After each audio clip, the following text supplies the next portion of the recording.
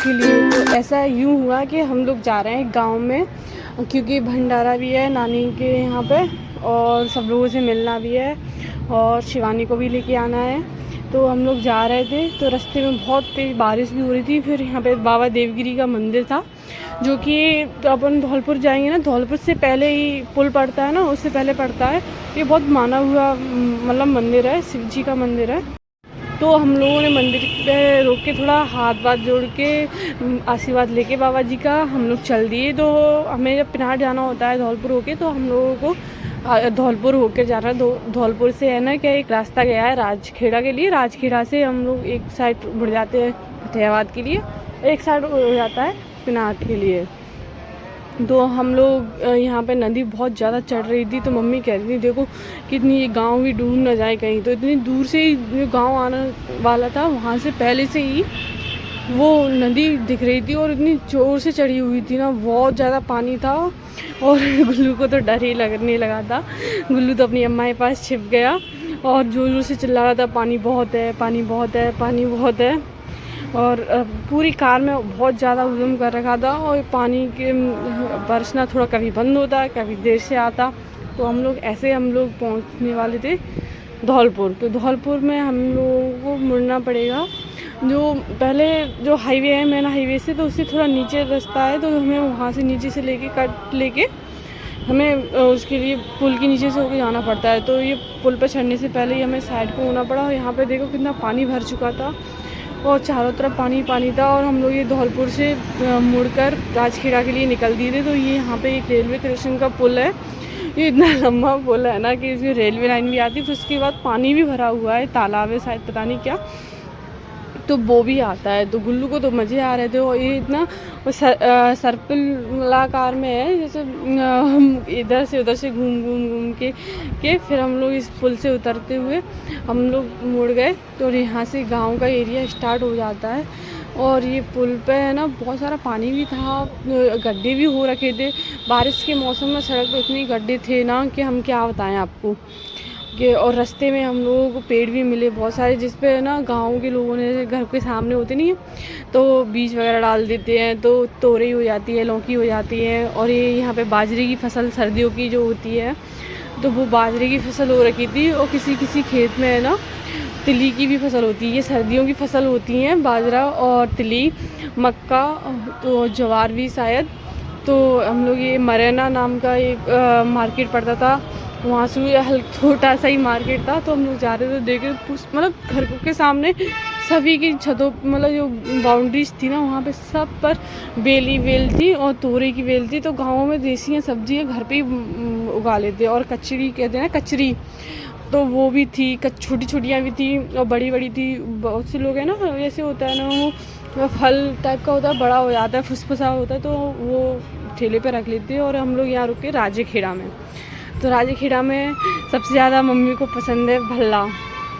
तो मम्मी ने गाड़ी रुकवाई, तो ये पापा और ये लोग जा चुके थे, तो मैं भी पहुंच गई। मैंने कहा मैं टिक्की पी लूँगी। तो ये वो भल्ला बना रहे थे, तब तक मैंने कहा मुझे टिक्की पिला दो। फिर मैंने टिक्की पी।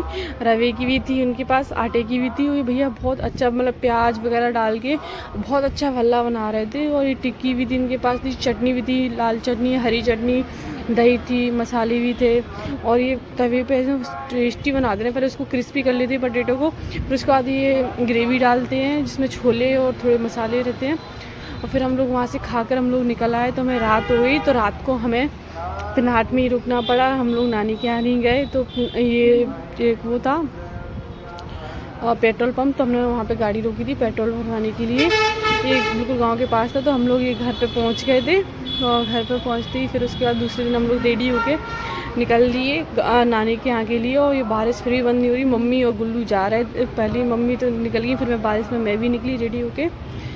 और बारिश इस दिन पूरी दिन बारिश हुई है। बुआ जी जा रही थी, फिर हम लोग निकले नानी के यहाँ के लिए। और ये इतना पानी भर गया था सड़कों पर कि देखो साइड से सब जो है ना सी भी दिख रहा था। फिर मैं नानी के यहाँ पहुँची। आज नानी के यहाँ था भंडारा और उनकी छत पे भी पानी था, बूंदें भी पड़ रही थी, लेकिन थोड़ा बंद हुआ तो मैंने देखा।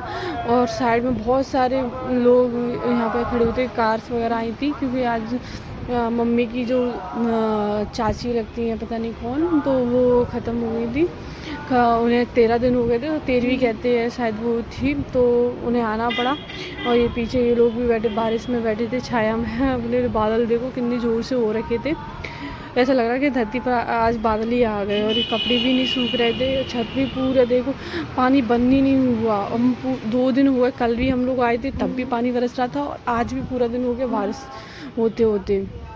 और यहाँ पे ये इनकी जो मेरी देवरानी जी है, उन्होंने भैंस ले ली थी, तो भैंस बनी थी, और उसको खाना वगैरह बारिश में बंद हुई तो खाना वगैरह खिला रहे थे। और ये यहाँ पे बहुत सारे लोग खाना भी खाने आ गए थे, बारिश का मौसम था फिर भी बहुत सारे लोग आ गए थे। जो खास होते होते ये मेरे पति देव, मेरे देवर जी और ये मेरी मौसी जी हैं, और सामने वो मेरे देवर जी खड़े हैं। तो हम लोग आज यहाँ से दूसरे दिन हम लोग निकल लिए ग्वालियर के लिए। तो हम लोग पहले जा रहे हैं आगरा, आगरा से हम लोग जाएंगे ग्वालियर, क्योंकि जो इनकी मौसी है ना, मौसी जी की तबीयत बहुत ज़्यादा ख़राब थी। तो हम लोग ये कार में, बारिश तो हो ही रही थी हल्की हल्की, तो मैं जल्दी से मैं कार में बैठा हूँ। तो इधर साइड में है ना, ये जगह थी खाली थी, वहाँ पर तोरई के मैं बता रही थी ना, पूरे गाँव में जब भी आप जाओगे ना इस टाइम पे, जब बारिश के मौसम, तो वहाँ पे तोरई के बीज, तोरई तो हर जगह दिख जाएगी। और यहाँ पे मोगरे के फूल भी आ रहे थे, मुझे बहुत अच्छी खुशबू आ रखी थी। और फिर मैं कार में बैठी क्योंकि बारिश हो रही तो मैं भीग रही थी। तो फिर ऐसे जो मेरे देवर जी कह रहे हैं थोड़ा भीग लो, घुल नहीं जाओगे बारिश में, पिघल नहीं जाओगे। फिर गांव में थोड़ा पानी बहुत ज़्यादा भर चुका था, बड़ी मुश्किल से गाड़ी निकली, क्योंकि साइड में देखो इसके साइड में कितना पानी है। और ये पेड़ देखो, और बादल तो बंद होने का नाम, हटने का नाम ही नहीं ले रहे। बारिश आज में तीसरा दिन है, और तीसरे दिन भी इतनी बारिश के क्या गए, तालाब एक और खेत भी एक जैसे, तालाब खेत दोनों एक जैसे हो गए, तो तालाब है। लेकिन इसके साइड में आप खेतों को भी देखो तो वो भी हो चुके हैं। और फिर हम लोग ये आगरा पहुंच गए। आगरा में मासी जी रहती है हमारी ताजमहल के पास, ताजमहल के जो पूर्व का गेट है ना वहाँ पर। तो हम लोग उस तरफ चल दिए। मैंने सोचा कि ताजमहल भी देख लेंगे, लेकिन हमारे पास टाइम ही नहीं था। तो उनकी तबीयत बहुत ज़्यादा ख़राब थी, उनको फ़ीवर हो रखा था। तो हम लोग इतनी दूर से आए थे, तो हमने सोचा उनसे भी मिलते चले। और आप जब भी ताजमहल जाओगे तो आपके अगर फैमिली का घर है तो आपको दिखाना पड़ेगा, बुलाना पड़ेगा किसी को, क्योंकि यहाँ पे जो पार्किंग वाले हैं वो आपको अंदर नहीं जाने दो। वो लोग सोचते हैं कि आपको तो ये ताजमहल घूमने जाएंगे और कार साइड में लगा देंगे, तो वहाँ पे बहुत ज़्यादा वो दिक्कत आती है। तो आप पहले ही अपने फैमिली मेम्बर्स को बुला लें। तो ये हम लोग उतर के मौसी से मिल के फिर हम लोग चल दिए थे ग्वालियर के लिए।